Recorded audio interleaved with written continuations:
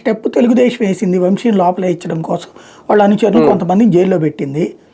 వంశీ గురించి కూడా వెతుకుతోంది, వాళ్ళ చేత చెప్పించింది వంశీనే చేశాడని. దాన్ని ఇయర్సే ఎవిడెన్స్ అంటారు. అంటే నోటి మాట ద్వారా ఇంకొకళ్ళ చెవికి చేరినటువంటి సాక్ష్యం, అది చెల్లదు. అది సపోర్టింగ్ ఎవిడెన్స్ కింద పనికొస్తుంది కానీ మెయిన్ ఎవిడెన్స్ కింద పనికిరాదు చట్ట పరిభాష. అంటే దాన్ని ఆధారంగా తీసుకుని ఫర్దర్ ఎంక్వైరీ పోలీసులు చేయాలి తప్పించి దాని ఆధారంగా ఒకళ్ళని అరెస్ట్ చేయడానికి కుదరదు. ఎవిడెన్స్ లో ఉన్నది కీలకం అన్నమాట అది. దాంతో ఇప్పుడు వీళ్ళకి ఆప్షన్ లేదు, అందుకని అతన్ని అరెస్ట్ చేయలే, లేకపోతే ఎప్పుడో చేసి ఉండేవాళ్ళు కదా.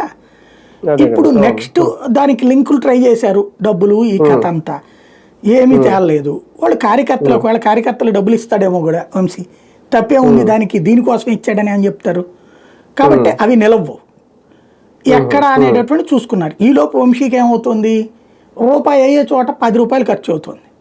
ఎట్లాగా ఇప్పుడు వీళ్ళందరినీ అరెస్టులు చేసిన వాళ్ళందరికీ జైళ్ళలో అయ్యేటటువంటి ఖర్చులు, వాళ్ళ ఇంటి ఖర్చులు పెట్టుకోవాలి నాయకుడు అన్నాక. అంత ఖర్చు ఇవ్వకపోయినా ఇంటికి 50,000 ఖర్చు అవుతున్నప్పుడు 50,000 ఇవ్వకపోయినా 10,000 15,000 ఇంటి ఖర్చులకి ఇవ్వాలి కదా, తనను నమ్ముకున్న కార్యకర్తలు కదా వీళ్ళు. నెంబర్ 1. రెండవది వాళ్ళకి బెయిల్ ఇప్పించే కార్యక్రమం అది చూడాలా. జైల్లో వాళ్ళకి అప్పుడప్పుడు భోజనాలు, బిర్యానీలు ఇట్లాంటిది ఏర్పాటు చేయించాలా, ఇదంతా ఒక ఖర్చు.